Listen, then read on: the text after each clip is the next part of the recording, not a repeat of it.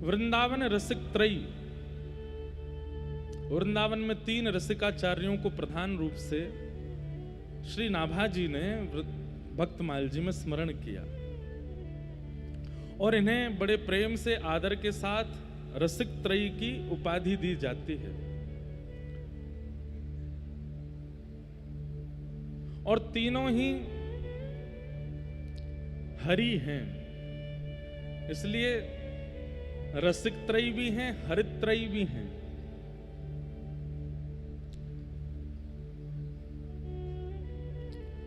हरिराम व्यास जी, हितरिवंश महाप्रभु और स्वामी श्री हरिदास, ये हरित्रयी भी कहलाते हैं और रसिक त्रयी भी कहलाते हैं। तीनों भेज दो भैया, जो जहां है भाई बैठ जाओ बिल्कुल।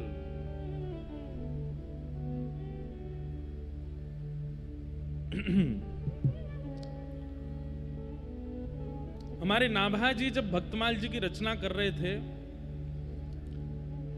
तो नाभा जी को उनके गुरुदेव की कृपा से वो जिस भक्त का चिंतन करते थे पूरा चरित्र उनके चित्त में आ जाता था।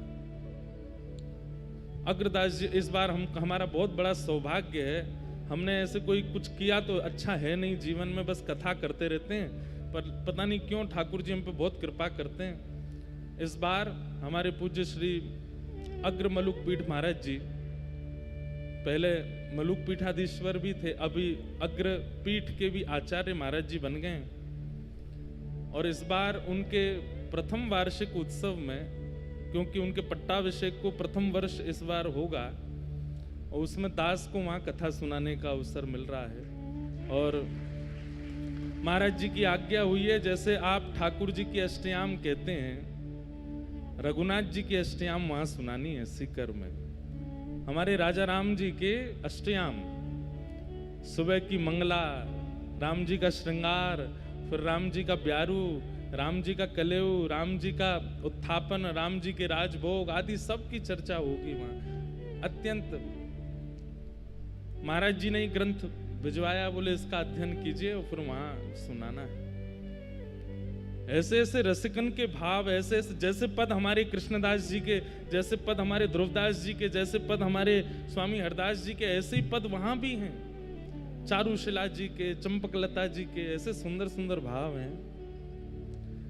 वहां राम जी के पद पढ़ करके यूं लगती है कि हमारे लाला तो चेला हैं, गुरु जी तो राम जी हैं, गुरुदेव तो राम जी हैं, रस के भंडार तो राम जी हैं। लेकिन एक स्वभाव होता है ना कि अपने प्रेम को छुपाना। जैसे कई लोग ऐसे होते हैं कि वो संसार के सामने अपना रूप कुछ और रखते हैं पर भीतर से कुछ और है। और भक्ति में ये बहुत आवश्यक होता है कि बाहर आप अपनी कटुता दिखाओ, बाहर आप स्वयं को कठोर दिखाओ, पर भीतर से अत्यंत सरल है, अत्यंत। ये भी रक्षा के लिए होता है कि भक्ति पर कोई आंच ना आवे, इसके लिए बाहर कटुता रखते हैं। अब हम लोग भी सर्दी जब पड़ती है तो जैकेट पहनते हैं। जैकेट कैसी होती है? बाहर से बड़ी मोटी होती है, भारी होती है, कई लोगों की कठोर भी होती है कि कहीं शीतल हवा भीतर ना जावे। ठीक वैसे ही भक्ति में भी आवरण धारण किया जाता है, बाहर ज्ञान का, बाहर कटुता का, बाहर वैराग्य का, लेकिन भीतर तो ऐसे महाराज की छू दो तो मुरझा जाएं, ऐसे भीतर से। तो ऐसे भक्ति के आवरण, ऐसे राम जी हमारे आवरण पहनते हैं मर्यादा का, भीतर से तो अत्यंत प्रेमी हैं, कोई भेद थोड़ी, राम कृष्ण एक ही हैं। लेकिन जब कृष्ण रूप धारण किया तो राम जी ने सबरे आवरण उतार दिए अपने, बोले अब आ जाओ, अब दिखाऊं तुम्हें कैसी रास लीला, कैसी नौका विहार लीला, कैसी गिरिराज धरण लीला, कैसी त्रिभंग स्वरूप लीला, कैसी महारास लीला, सबका वर्णन किया।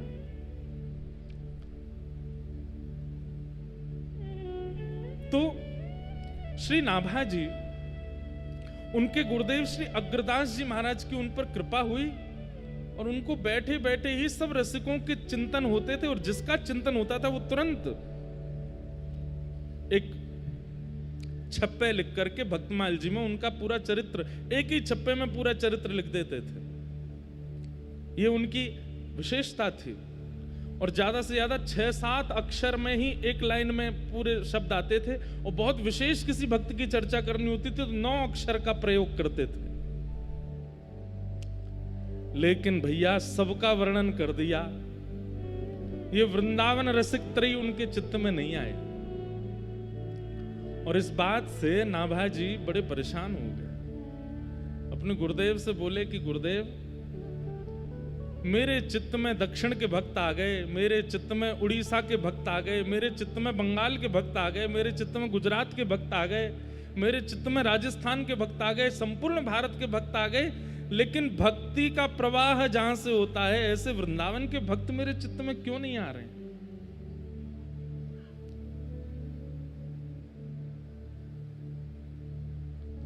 श्री अग्रदास जी महाराज ये गुरु हैं। और गुरु कौन? जो अपने अपने शिष्य के संशय को समाधान में परिवर्तित कर दे, वही तो गुरु होता है।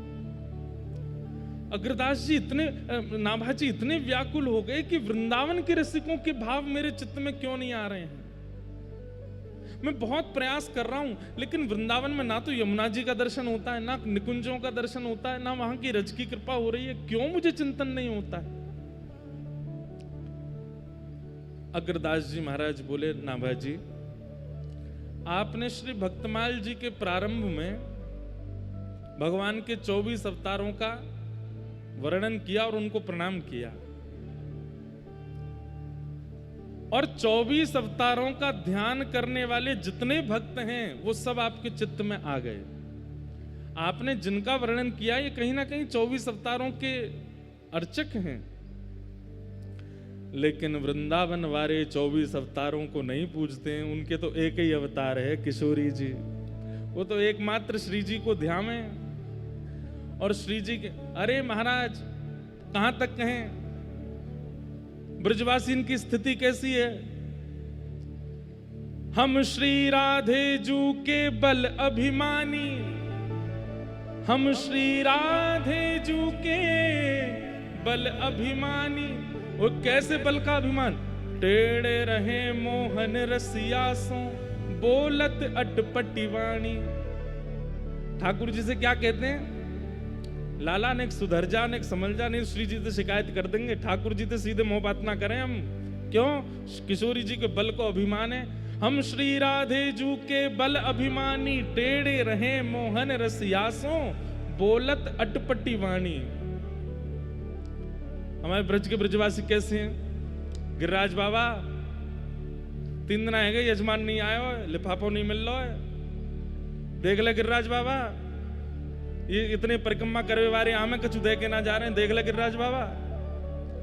2-3 दिन तक और यजमान नहीं आए तो ब्रजवासी के या गिरिराज बाबा को भोग भोग सब बंद करो, ये हुए भूखो रखो, हमें भूखो धर रहो, ये हुए भूखो रखो। गिरिराज बाबा के तेरे हाथ पांव पूजा, अरे हमें नहीं, तू बन जा, जैसे ही बनो डोल तू। महाराज आप लोग बाहर कथाएं होती है ना, वहां खूब प्रणाम किया करो, ब्रज में प्रणाम मत किया करो हमको। ब्रजवासी देख के के अच्छा उनकी प्रणाम ले रहे हो है, हमें ना देख रहे हो, हम आए हैं बरसाने थे, हम आए नंदगाम थे, हमें ना देख रहे है। कमरा से उतर के आते हैं, इतनी भीड़ हो जाती है, सब लोग नियम 1-2 बना रखे हैं संतों की आज्ञा से कि कथा में जाने से पहले मौन रहो, स्पर्श मत करो किसी का। लेकिन ब्रज में क्या मजाल जो ये नियम चल जाए हमारा। एक ब्रजवासी, ओ भैया देवता इतकू आ जाने, हम तो मिल रहे भैया, चले गए। कैसो ठीक है? अब मैं तो मौन में इशारे करूं, अरे ने बोल ले कछु, या मुंह में ते कछु निकाल दे, फूटे थे मुंह में ते। ये ब्रजवासी है भैया, इनने ठाकुर जी ना छोड़े, ये हमें छोड़ेंगे? हम श्री राधे जू के बल अभिमानी, टेढ़े रहे मोहन रसियासों, बोलत अटपटी वाणी। अग्रदास जी कह रहे हैं, नाभा जी तुम उन वृंदावन के रसिकों का स्मरण कर रहे हो जो 24 अवतार जानते ही नहीं है। उनके सामने बराह, कच्छ, कूर्म, परशुराम, जे कौन है भैया? अच्छा जी अवतार कोई और क्यों होंगे? हमारो कन्हैया ना गए भैया, हमारो कन्हैया तो लाला ही रहे, जे कहीं कछुआ बन के ना जावे। हमारो लाला मछली बन के कहीं ना जावे। हमारो अच्छा नरसिंह जे फोटो में शेर देख ले तो डर के भाग जाए, जे शेर बने को। ये ब्रजवासी है। अग्रदास जी कह रहे हैं नाभाजी तुम उन ब्रजवासी ब्रज रसिकों का स्मरण कैसे कर सकते हो? उनके लिए तो किशोरी जी का स्मरण करना पड़ेगा। और तब श्री अग्रदास जी महाराज ने, क्योंकि नाभाजी तो 24 अवतारों के और उनके शिष्यों के, उनके भक्तों के इतना गुण गा रहे थे, तो किशोरी जी का स्मरण भी उनके चित्त में सहज नहीं हो रहा था। तो नाभाजी की तरफ से उनके गुरुदेव ने किशोरी जी से प्रार्थना की कि हे किशोरी जी, आप आइए और आकर के नाभाजी के चित्त में ब्रज रस प्रवाहित कीजिए, ताकि ये ब्रज रसिकों के भाव कह सके। और तब श्री अग्रदास जी ने ये पद गाया, वंदौ श्री राधिका पद पद, वंदौ श्री राधिका पद पद, वंदौ श्री राधिका पद पद, वंदौ श्री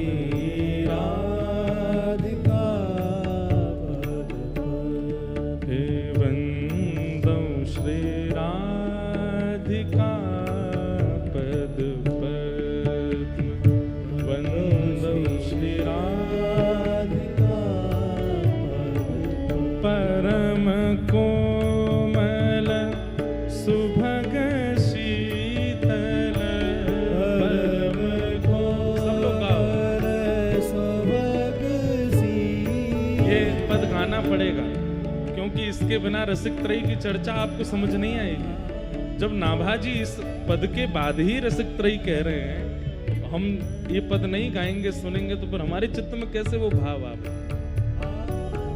परम कोमल सुभग शीतल, परम कोमल सुभग शीतल, परम कोमल सुभग शीतल, परम कोमल सुभग शीतल, कृपा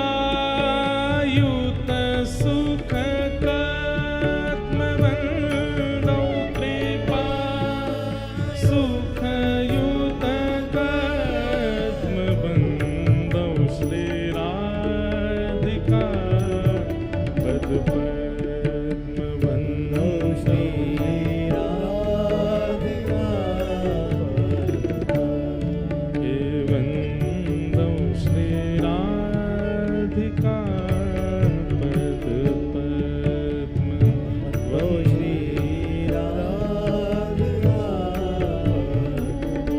चरण चिंतत अमल उरसिज, चरण चिंतत जगत सबहि छद्म,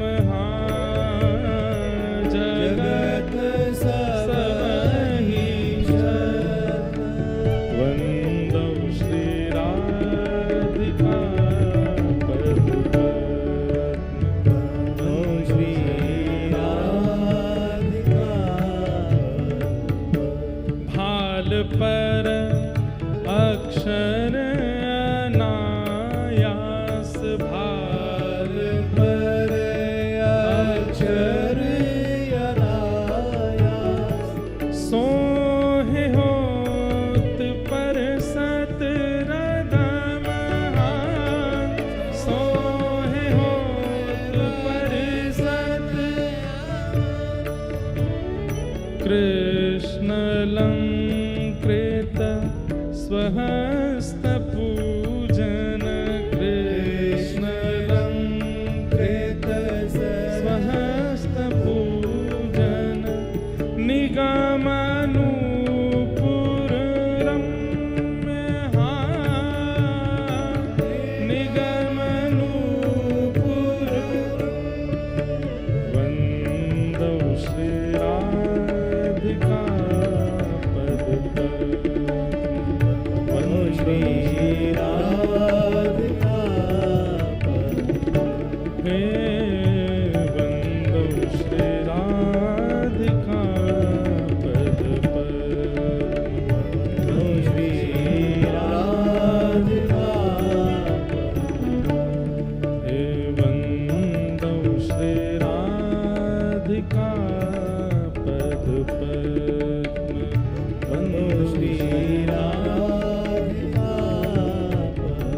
रसिक जन जीवन समूली, रसिक जन जीवन समूली, अग्रसर बस सदम जय जय, अग्रसर बस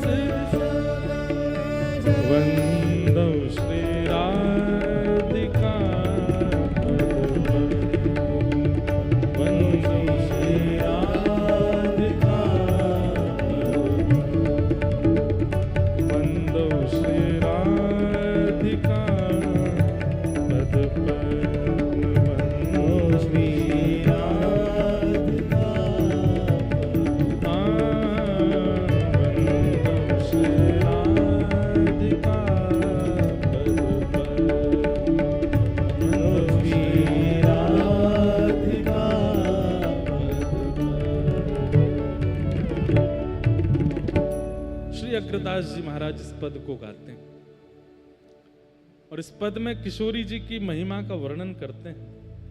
मानो सूक्ष्म भाव से अग्रदास जी नाभा जी को किशोरी जी का परिचय दे रहे हैं, जो कि सहज नहीं है किशोरी जी के भाव बताना किसी को।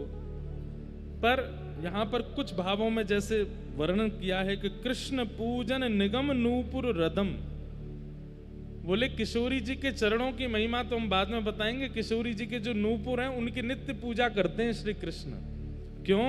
क्योंकि जब वो नूपुर बजते हैं तो उनसे निगम यानी कि वेद प्रकट होता है। जब श्यामाजू चलती हैं तो समस्त वेद वेदांत की ऋचाएं नूपुर की ध्वनि से प्रकट होती हैं। ऐसी किशोरी जी हैं। ऐसे किशोरी जी को हम बारंबार वंदन करते हैं। रसिक जन जीवन समूली, जो रसिक जनों का जीवन ही केवल किशोरी जी हैं। उनका नाम है, उनका दर्शन है, उनकी उपासना, उनकी लीला है।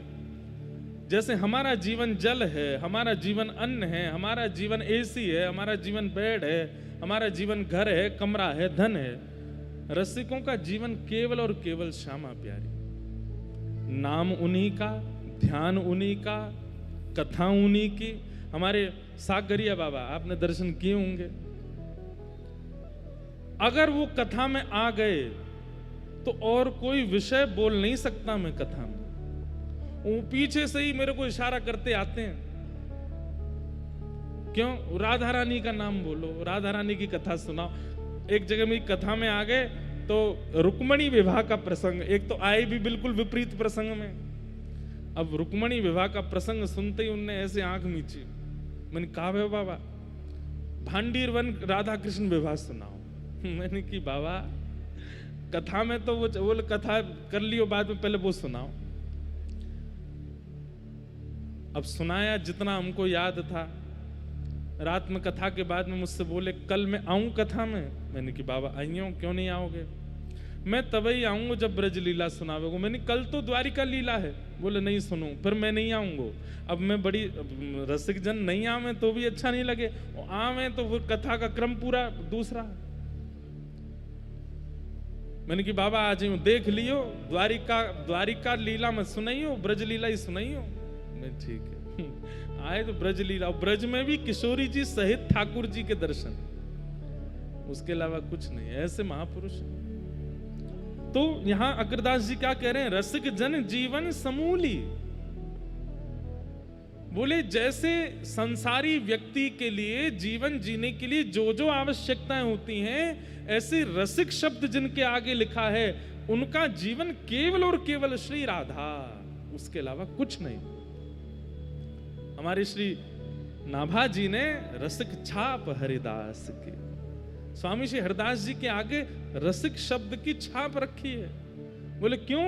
बोले इनका जीवन केवल किशोरी जी है और कुछ नहीं। ये जानते ही नहीं है और कुछ भी। वेदों में क्या लिखा है, मंत्र क्या कहते हैं, ग्रहण कैसा होता है, सूतक किसे कहते हैं, पातक क्या होता है, अरे एकादशी भी नहीं पता है। हमें ना पता हो, हम अपने प्रिया प्रियतम को भूखा रखेंगे, प्रेम से पावेंगे चकाचक। तो जिनके जीवन समूली ऐसी श्री किशोरी जी हैं, उनको हम प्रणाम करते हैं। अग्र सर्वस सदम। और जैसे ही इस पद का गायन पूर्ण हुआ, श्री नाभा जी के चित्त में सबसे पहले प्रकट हुए श्री हितरवंश महाप्रभु। आहा, सुंदर पीली पाग पहनी है, उर्धपुंड लगाया है, सुंदर केसर युक्त चंदन है, पतला दुबरा सा बदन है, अत्यंत सुंदर के सौभाग्य मूल्य श्री हितरवंश महाप्रभु दिखे। तभी देखते हैं कि महाप्रभु जी के पीछे चलते चलते कौन अरे अरे देखो ये कौन? बोले स्वामी श्री हरदास जी महाराज आ रहे हैं। और तभी श्री नाभा जी को तीसरा दर्शन हुआ। बोले कौन? बोले रसिक श्रोमणी, वृंदावन रस को खूब गाया जिन्होंने, ऐसे श्री हरिराम व्यास जी चलते हुए आ रहे हैं। और इन तीनों को मानो आशीष देती भई अत्यंत सुकुमारी श्री किशोरी जी, हमारी प्राण वल्लभा, हमारे प्राण वल्लभ श्री कृष्ण की प्राण वल्लभा श्री किशोरी जी के दर्शन होते। जब तक किशोरी जी को वंदन नहीं किया, रसिक त्रयी नाभा जी के चित्त में प्रकट नहीं हुई, क्योंकि वृंदावन तो और कुछ नहीं जानता, किशोरी जी को जानते हैं बस। लेकिन महाराज जी, आज हम आपको अपने मन की बात बताएं। जब भाव हुआ कि रसिक त्रयी पर बोलना, तो हम यथा बोलते रहते हैं, कहीं ना कहीं स्वामी जी का चरित्र बोल देते हैं, खूब बोलते हैं रसिक त्रयी को जहां भी समय मिलता है। लेकिन आज जैसे ही भक्तमाल जी खोली हमने कि देखें और थोड़ा कुछ नवीन भाव आते हैं कभी कभी बार बार स्वाध्याय करने से। तभी मैंने क्या देखा कि हितरवंश महाप्रभु के चरित्र से ठीक पहले एक वृंदावन रसिक का चरित्र और है, और वो कौन है? हमारे श्री रूप सनातन गोस्वामी। षड गोस्वामियों में प्रथम दो गोस्वामी श्री रूप गोस्वामी और श्री सनातन गोस्वामी।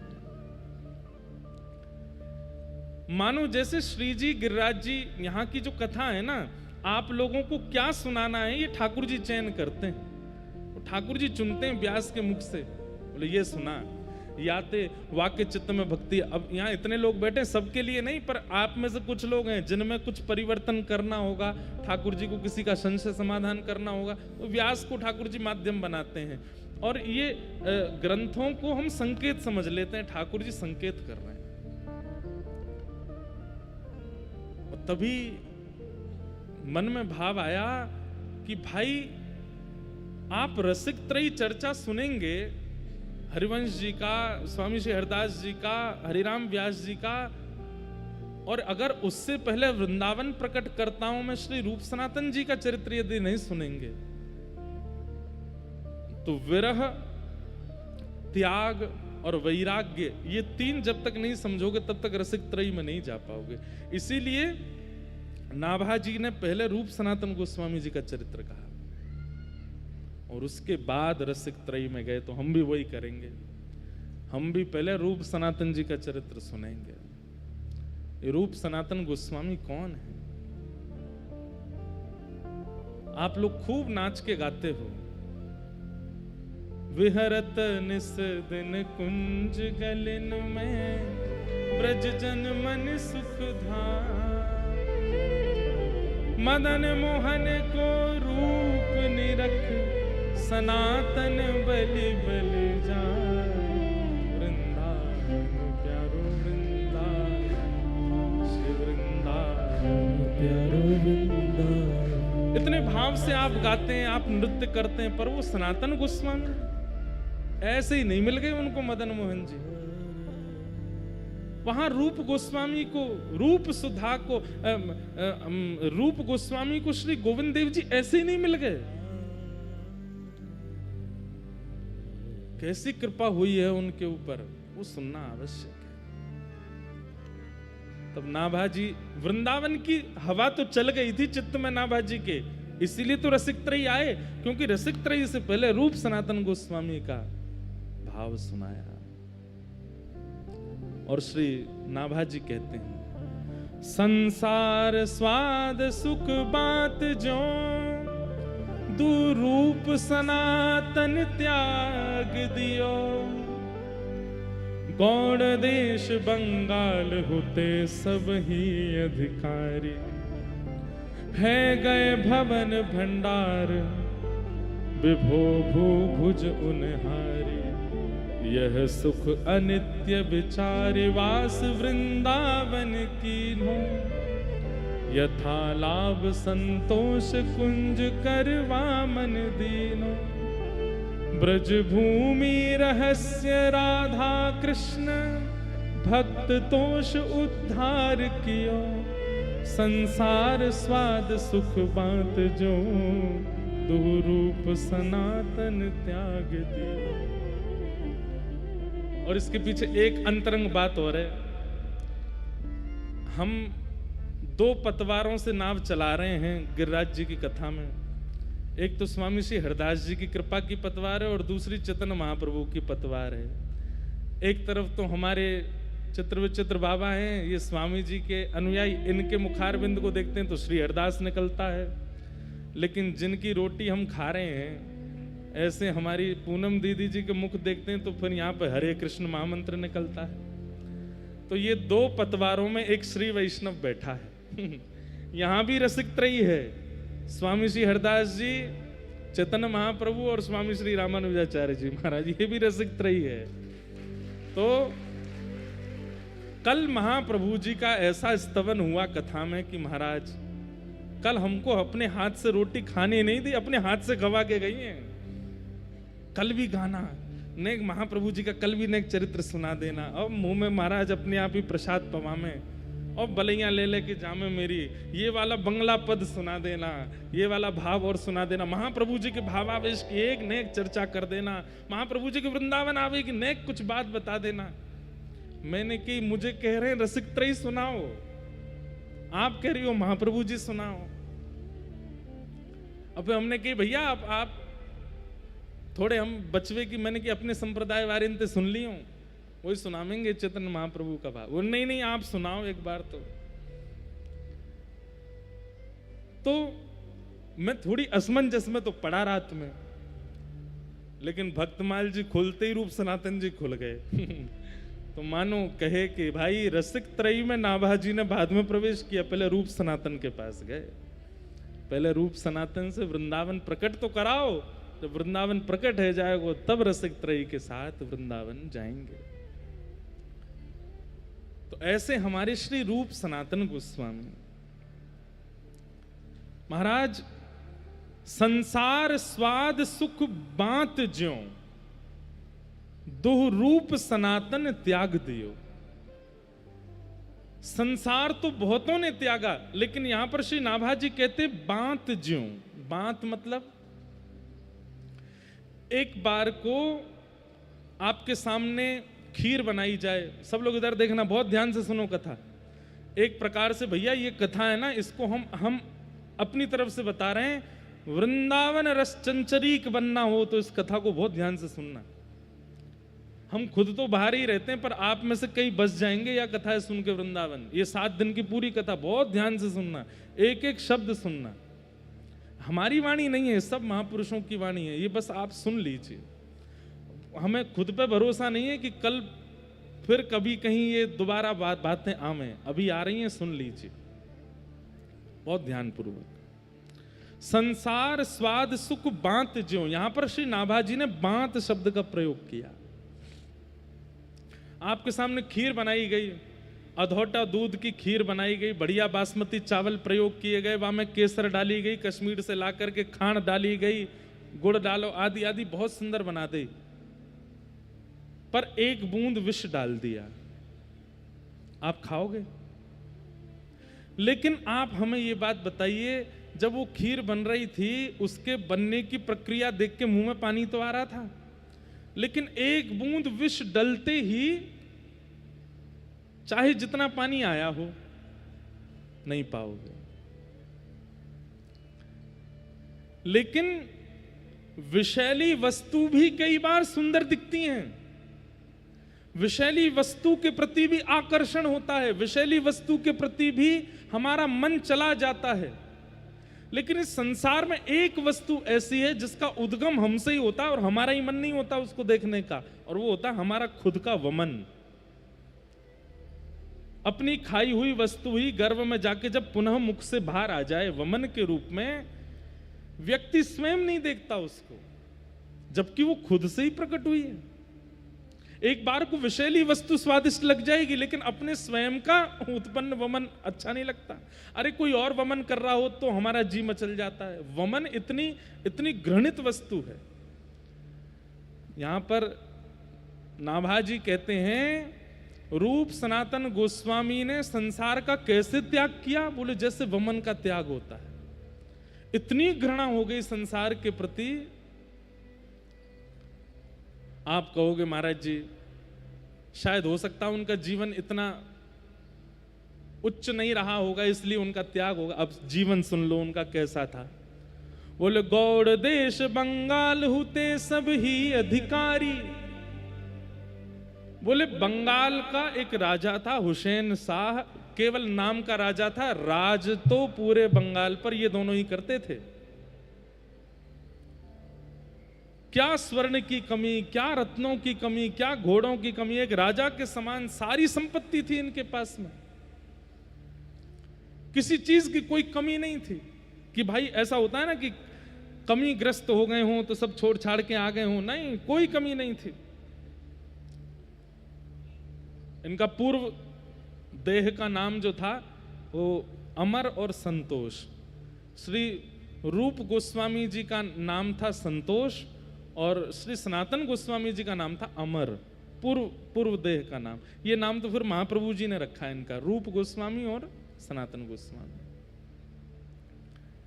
ब्राह्मण कुल में जन्मे थे, किसी चीज की कोई कमी नहीं। श्री नाभाजी वर्णन करते हैं और श्री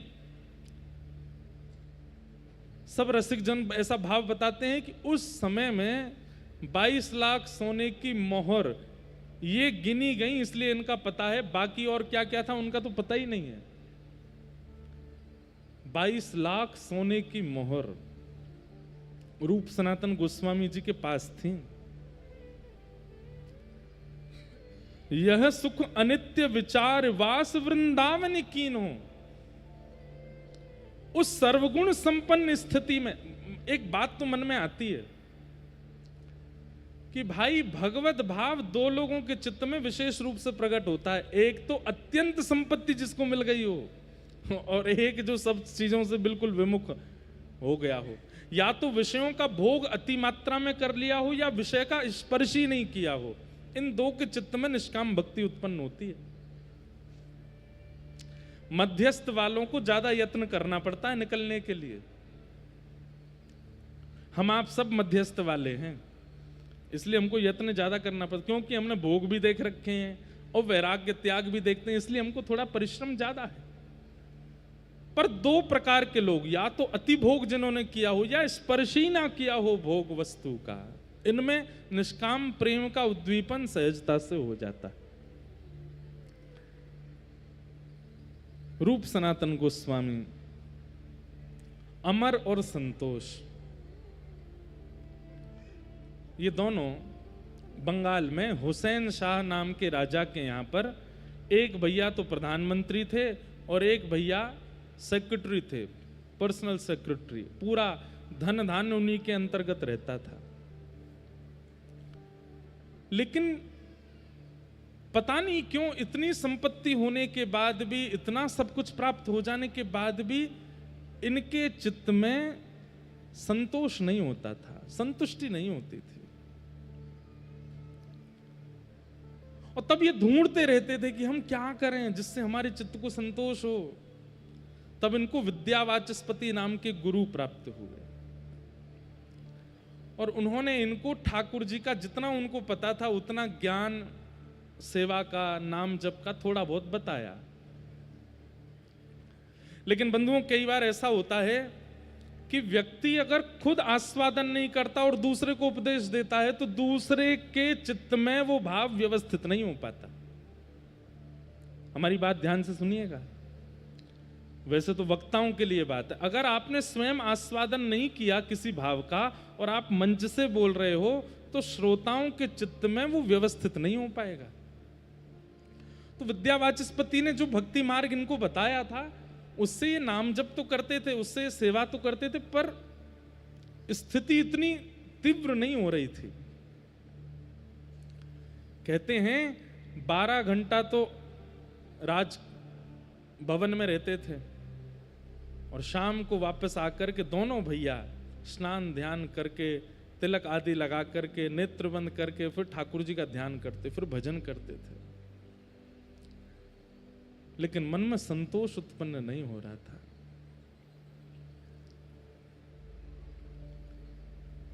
तभी आपने किन्हीं के द्वारा महाप्रभु श्री चैतन्य जी का नाम सुना। और चैतन्य महाप्रभु का नाम कैसे सुना?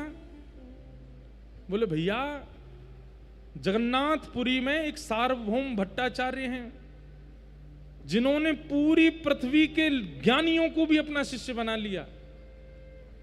उनका नाम ही था सार्वभौम भट्टाचार्य, मतलब पूरी पृथ्वी में कोई ज्ञानी आ जाए, अगर सार्वभौम जी के सामने आ गया, अपनी दृष्टि से, अपनी वाणी से, अपने चलन चाल से उसको अपना चेला बना लेते थे। इतना उनका बल था। बोलना पढ़ाना तो बहुत आगे की बात है, दृष्टि मात्र से उनका नतमस्तक हो जाते थे सामने आकर के लोग।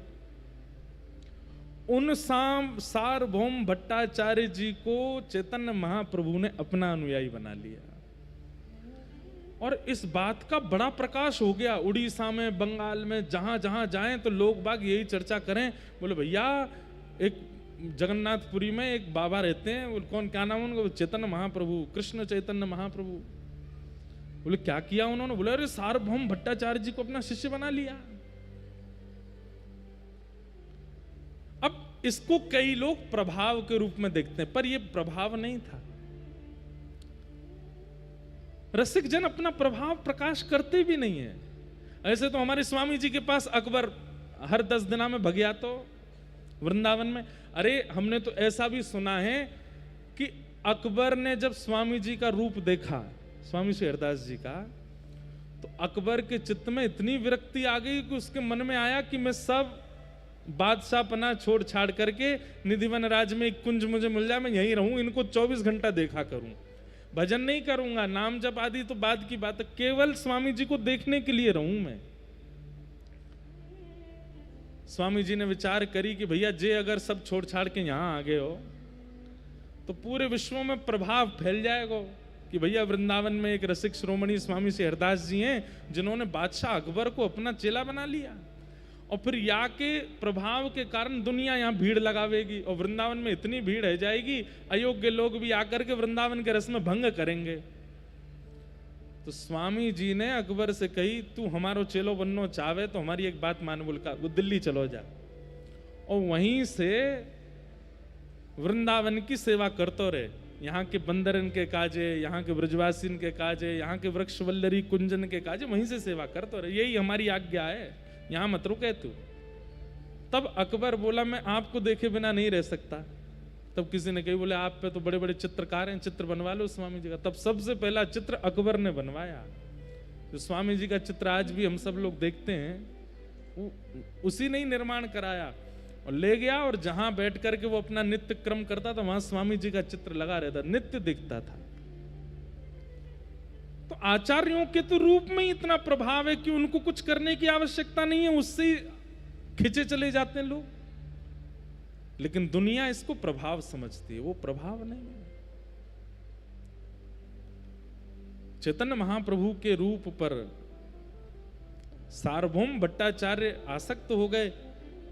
ये बात जब यहां अमर और संतोष ने सुनी बंगाल में, उनके मन में भाव आया कि भैया ये नाम ही इतनी शीतलता दे रहा है चित्त में, इनका दर्शन कितना शीतल होगा। अब श्री कृष्ण चैतन्य महाप्रभु नाम बोलते ही मन में भाव उत्पन्न हो जाते हैं, मन में मानो जैसे प्रेम नृत्य करने लगता है। हिलोर नाम मात्र, स्वामी श्री हरदास जी महाराज नाम लेते ही चित्त में निधिवन राज का दर्शन होने लगता है। वृंदावन कुंज बिहारी आ जाते हैं, वृंदावन की तलहटी आ जाती है, सुंदर सुंदर निकुंज वन आ जाते हैं। श्री हितरवंश महाप्रभु नाम लेते ही श्री राधा वल्लभ जी सहरा पहने हुए खड़े हैं, थाड़े अपने आप चित्त में आ जाते हैं। आज भी इतने भयाव है, कलिकाल में भी आचार्यों का नाम इतना काम कर रहा है। उस काल में जब वे थे तो क्या प्रभाव होता होगा। रूप सनातन गोस्वामी आपस में बात करने लगे, अमर और संतोष। जरा दोबारा बोलियो तो नाम। बोले कृष्ण चैतन्य महाप्रभु। आहा, कितना शीतल लगता है, कितना अच्छा लगता है भैया, ये नाम कितना मधुर है, ये नाम इतना मधुर है तो इनका दर्शन कितना मधुर होगा, इनकी वाणी कितनी अच्छी होगी। जब इनके सामने हम बैठेंगे और ये बोलेंगे उस समय क्या होगा हमारा।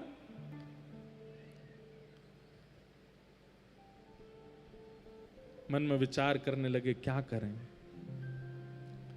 तब महाप्रभु जी को इन्होंने पत्र लिखा और पत्र में लिख करके महाप्रभु जी से कहा कि हे महाप्रभु जी, हमारी स्थिति अब रहने की नहीं है, अपनी पूरी स्थिति बताइए, हम कौन हैं, किस पदवी पर हैं, कितना धन है, कितनी संपत्ति है। बोले हमारे जो वस्त्र हैं उनमें भी सोने की कढ़ाई होती है। सब लोग इधर देखो, ध्यान से सुनो। हमारे पास इतने घोड़े हैं, भोजन पानी बनाने के लिए इतने सेवक हैं, हमारे पास कोई कमी नहीं है, लेकिन मन में संतुष्टि नहीं है। जब नाम सुनते हैं, कहीं सत्संग हो रहा है, ये बात सुनते हैं तो नेत्र भर आते हैं, लेकिन क्या बताएं, इतने श्रेष्ठ बन गए हैं कि अब सब त्यागना हमारे लिए मुश्किल हो रहा है। लेकिन मन में आपका नाम जब से आया तब से मन में भाव आ रहा है कि यदि आप आज्ञा कर दोगे तो सब छोड़ के चले जाएंगे। महाप्रभु जी को पत्र लिखा, आप आज्ञा कर दीजिए, हम क्या करें, घर छोड़ दें। आप कह देंगे छोड़ दो, उसके बाद देखेंगे नहीं। मतलब त्याग की अनंत स्थिति आ गई है चित्त में, बस आज्ञा चाहते हैं। महाप्रभु जी ने जब पत्र पढ़ा जगन्नाथपुरी में, पत्र में प्रयोग हुए शब्दों से ही महाप्रभु जी पहचान गए कि अभी ये त्याग के योग्य नहीं हुए। इनका त्याग तब सार्थक होगा जब इनको मैं मिलूंगा। मैं बिना मिले अगर कह दूं कि सब छोड़ के चले जाओ तो इनके त्याग से कल्याण नहीं होगा। इनका तो हो जाएगा, पर इनसे हमें बहुतों का कल्याण करवाना है, वो नहीं हो पाएगा। वही वाली बात जो आज कथा के प्रारंभ में कही कि एक तो होता है फल का स्वयं टूट के गिर जाना, और एक होता है किसी के द्वारा तोड़ना।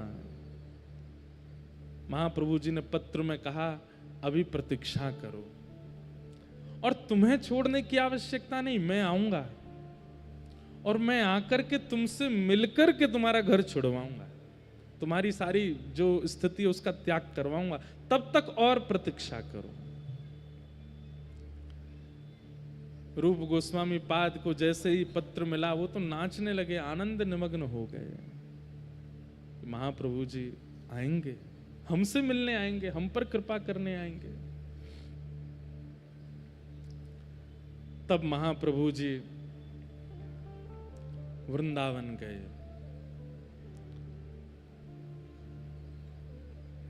रामकेली ग्राम बंगाल में है, वहां रहते थे रूप सनातन गोस्वामी, लेकिन वृंदावन गए महाप्रभु जी।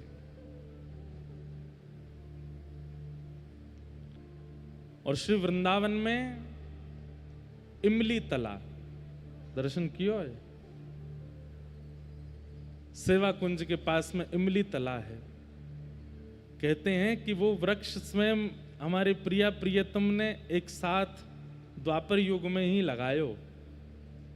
उसके लिए कई लोगों ने बड़ी कथाएं ऐसी बनाई है कि राधा रानी ने उसको शाप दे दिया, क्योंकि किशोरी जी श्रृंगार करके जा रही थी सेवा कुंज में और नीचे एक इमली को वो आ गए फल, तो किशोरी जी को पाम रिपट गया, उनको श्रृंगार बिगड़ गया, तो क्रोध में आके उन्होंने शाप दे दिया। ऐसी कथा लोग बताते हैं, पर हमारा पुराना घर वहीं है, इमली तला के पास ही है, हम बचपन से वहीं रहे।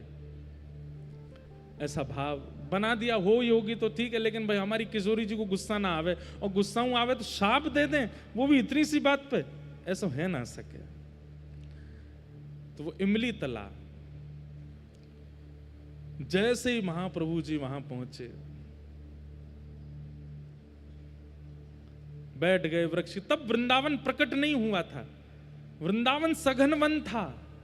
वृंदावन में अभी रास्ते भी नहीं बने हैं। वृंदावन केवल दो पहचान थी वृंदावन की, एक श्री यमुना जी, दूसरे गिरिराज जी। इनके बीच में जो समाहित है वो वृंदावन है। उस समय महाप्रभु जी वृंदावन आए और यमुना के तट चलते चलते चलते चलते चलते जैसे ही सुगंधी आई रज की,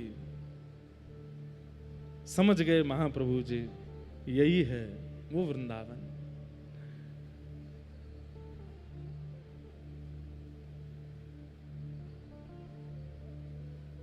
हमारी पूनम दीदी ने एक पद दिया बंगला का, बहुत सुंदर भाव। अब सेम तो नहीं गवेगा लेकिन करते हैं प्रयास। मानो महाप्रभु जी, एक बात बताएं आपको, महाप्रभु जी को इमली तालाब पे बैठे बैठे रात्रि की चंद्रमा निशा जैसी हुई तो रास का अनुभव हुआ। यहां से श्याम सुंदर चले आ रहे हैं, यहां से किशोरी जी आ रही हैं, सब सखियां श्रृंगार कर करके आ रही हैं, यमुना के तट पर पुलिन पर अद्भुत रास हो रहा है और उस रास में स्वयं महाप्रभु जी भावावेश में प्रविष्ट होकर के नृत्य कर रहे हैं ठाकुर जी के साथ। वे तो राधा भाव में निमग्न हो जाते थे, स्वयं को किशोरी जी भाव में। उन्होंने प्रार्थना की थी कि राधा भाव विरह भाव मेरे चित्त में आवे। रास का अनुभव हुआ और रास करते करते करते महाप्रभु जी को क्रोध आया थोड़ा सा। कैसे? महाप्रभु जी बोले, जय जय, आपने द्वापर में जो रास विहार किया उसमें एक पक्षपात किया। क्या? आपकी वेणु की ध्वनि केवल गोपियों को सुनाई दी, कंस को क्यों नहीं सुनाई आपने? अगर ये वेणु की ध्वनि कंस ने सुनी होती तो उसका क्या दोष था, वो भी रास में आ जाता। ये वेणु की ध्वनि अगर आपने दंतवक्र शिशुपाल को सुनाई होती तो वो भी आ जाते। महाप्रभु जी इतने दयावंत हृदय के, उनके मन में आया कि द्वापर युग में बजी वंशी कदम्ब वृक्ष के नीचे वो वंशी कंस को क्यों नहीं सुनाई दी। ठाकुर जी ने पक्षपात किया। ठाकुर जी, आज पक्षपात नहीं होगा। इस कलिकाल में अगर आपने पक्षपात किया अनर्थ हो जाएगा। और तभी उस रास की भूमिका के मध्य में महाप्रभु जी ऊर्ध्वबाहु होकर के हरि नाम की वेणु बजाने लगे और जहां जहां तक स्वर पहुंच जाए सबको सुनाऊंगा, किसी को अयोग्य नहीं मानूंगा। जो सामने आ जाएगा उसको ये नाम ध्वनि सुना करके सबको रास विहार में प्रवेश कराना है। अब पक्षपात नहीं होगा श्याम सुंदर, अब तो सबको योग्य बनाना है। और तब वृंदावन की खोज कर रहे हैं। केवल यमुना जी और गिरिराज जी ये दो संकेत हैं और कुछ भी नहीं दिख रहा है। सब विलुप्त हो चुका है। वृंदावन ने अपने आप को भीतर अंतरंग रूप से अपने आप को छुपा लिया है।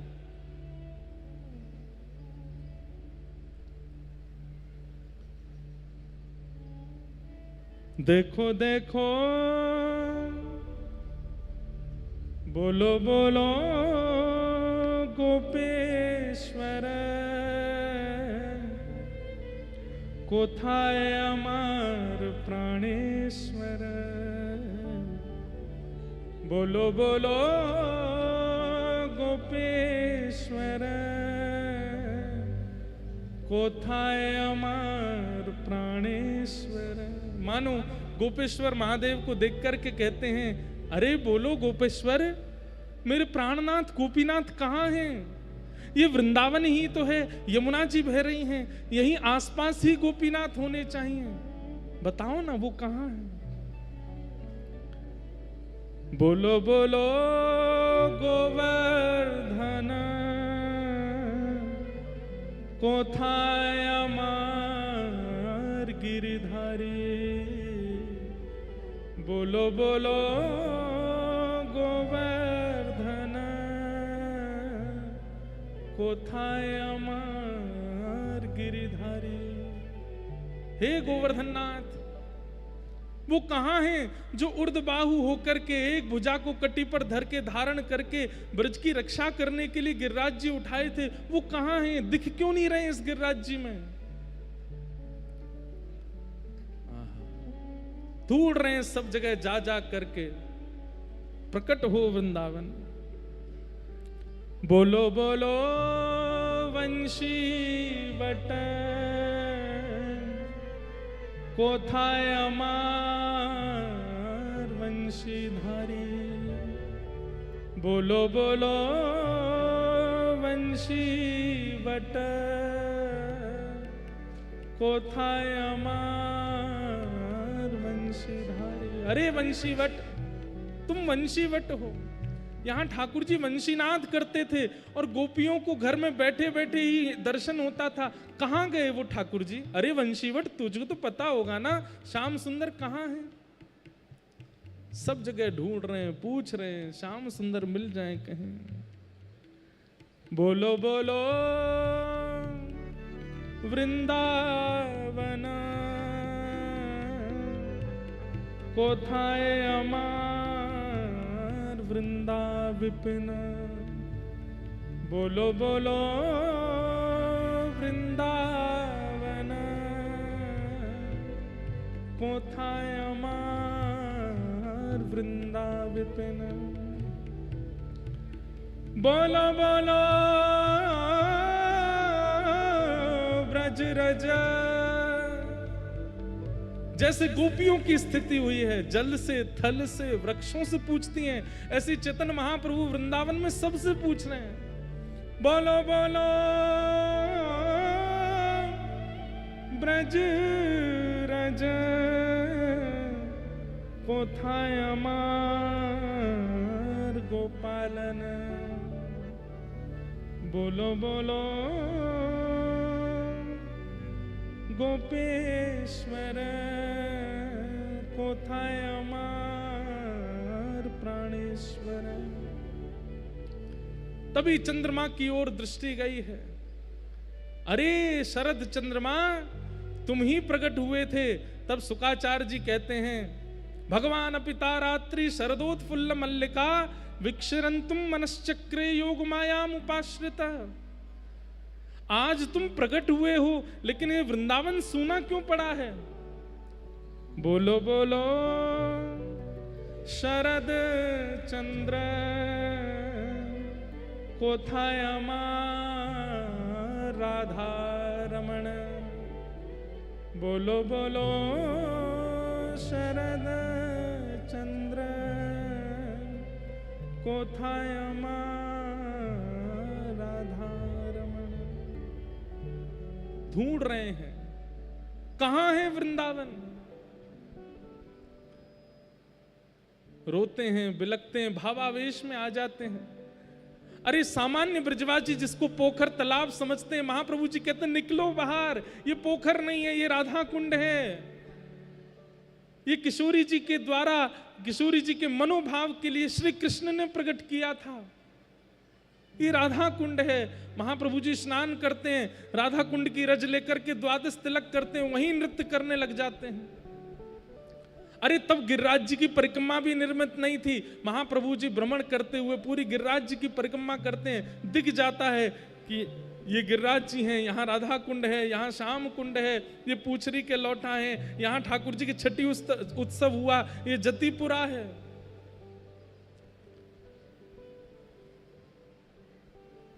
महाप्रभु जी के हृदय में विरह वेदना हो गई। लेकिन माता सची की आज्ञा है कि जगन्नाथपुरी में निवास करना है। लेकिन महाप्रभु जी के चित्त की आज्ञा है, महाप्रभु जी के चित्त का भाव है कि वृंदावन का प्राकट्य करना है। और उस प्राकट्य के लिए कुछ करना पड़ेगा। तभी महाप्रभु जी को याद आया कि कुछ पत्र आए थे मेरे पास, और उन पत्रों में 2 भाइयों के पत्र हैं। कौन हैं दोनों? बोले एक का नाम अमर है, एक का नाम संतोष है, चलो वहीं चलते हैं। और श्रीधाम वृंदावन से महाप्रभु जी अपने समस्त भक्त मंडली के साथ निकल पड़े हैं। कहां? यहां रामकेली गांव जो कि बंगाल में है, और वहां महाप्रभु जी पहुंच गए।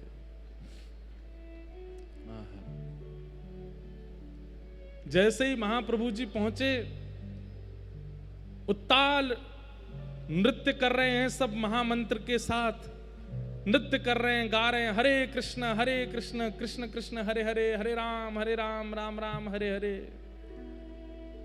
और ये ध्वनि जैसे ही पहुंची है, संतोष और अमर के कानों में, मानो जैसे गोपियां कृष्ण वंशी नाद सुनकर के दौड़ पड़ी थी अपने घरों से, ऐसे ही ये महामंत्र की ध्वनि सुन, इनको नहीं पता है कि महाप्रभु जी आ रहे हैं, लेकिन उस नाम ने मानो जैसे कान में क्लीम शब्द कह दिया हो, अरे रूप, अरे अरे सनातन, जल्दी चलो, महाप्रभु जी आ गए, जिनकी तुम प्रतीक्षा कर रहे हो वो सामने आ गए हैं। तुरंत दौड़ पड़े, अपने राजकीय कार्यों को छोड़ दिया, घोड़े पर नहीं बैठे, पादुका भी नहीं पहनी, दौड़ पड़े, भुजा उठा करके दौड़ रहे हैं। तभी देखते हैं, आहा, असंख्य सब गोस्वामी जन नृत्य कर रहे हैं और मध्यस्थ भुजा उठा करके श्री चैतन्य महाप्रभु नृत्य कर रहे हैं।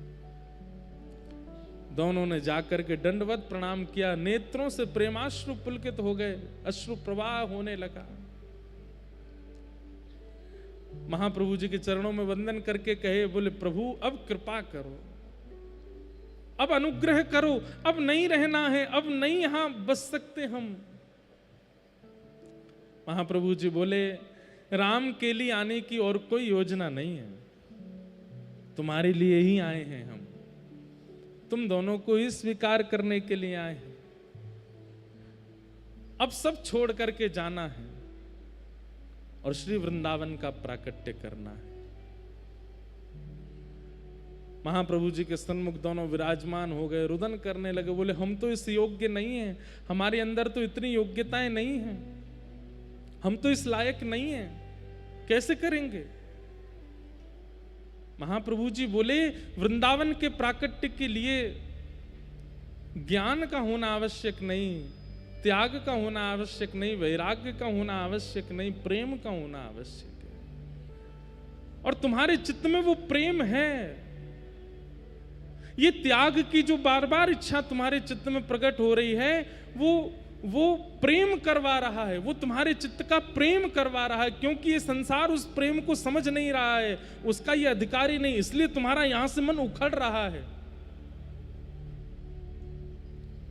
अब हमारी आज्ञा है, अब तुम दोनों कुछ दिन साधन करो और सब व्यवस्थाओं से निवृत्त होकर के श्रीधाम वृंदावन जाओ, और वृंदावन जाकर के वृंदावन के विलुप्त स्थानों का प्रकट करो, वृंदावन के लीला स्थलों का प्रकट करो, वृंदावन की रस चर्चाओं का प्रादुर्भाव करो। और इन सब का यदि भली भांति प्रादुर्भाव किया तो रूप सनातन गोस्वामी पूछने लगे कि हमारे कार्य जो हम कर रहे हैं वो सही कर रहे हैं, इसका प्रमाण कैसे मिलेगा। महाप्रभु जी के नेत्र सजल हो गए, दोनों को हृदय से लगा करके बोले, यदि तुमने कार्य किया और वृंदावन के स्थानों, अब वृंदावन में तो कुछ भी नहीं पता कि कौन सी स्थान कहाँ है, तो महाप्रभु जी बोले, अगर तुमने सही सही स्थानों का चयन करके प्रकट कर दिया तो तुम्हारे द्वारा प्रकट किए गए स्थान उचित हैं, यही वृंदावन है, इसका प्रमाण देने के लिए ठाकुर जी प्रकट होकर के तुमसे सेवा कराएंगे। वृंदावन में भूमिगत ठाकुर जी अगर प्रकट हो गए और प्रकट होकर के तुमसे कहें कि मेरी सेवा करो, तो समझ जाना कि तुमने जो जो स्थान प्रकट किए वो उचित थे।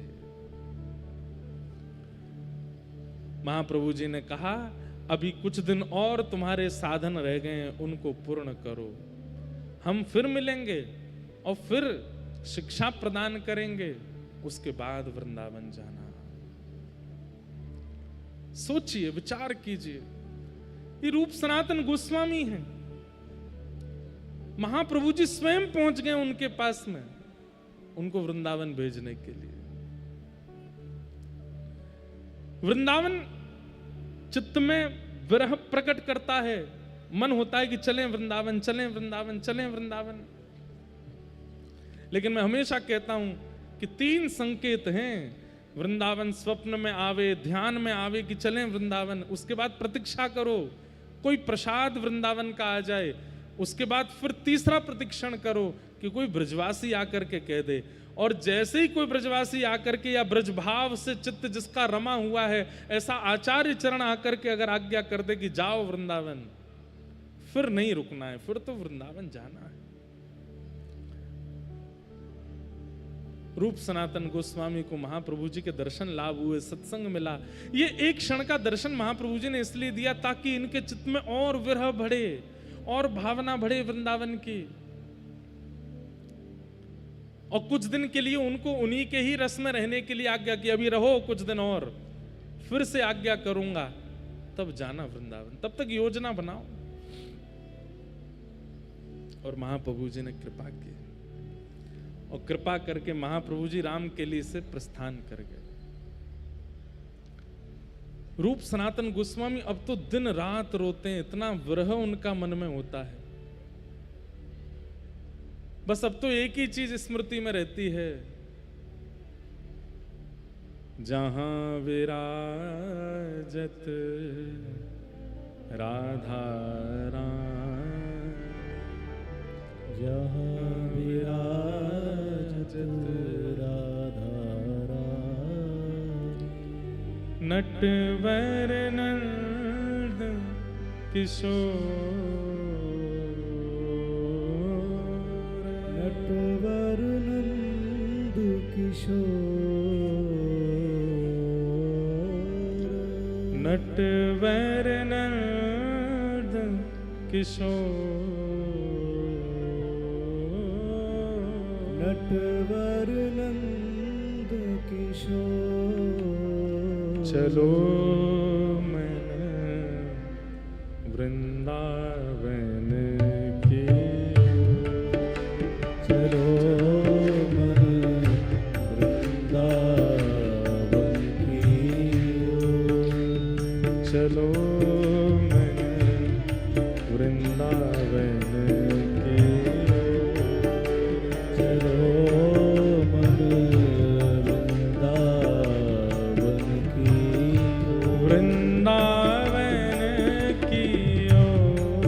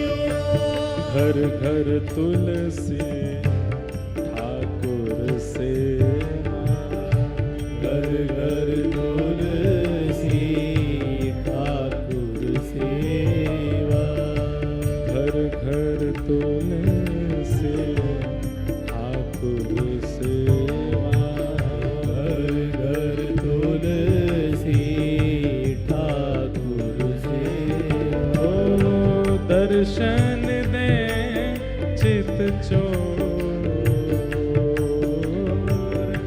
दर्शन दे चित चोर दर्शन दे चित चोर दर्शन दे चित चोर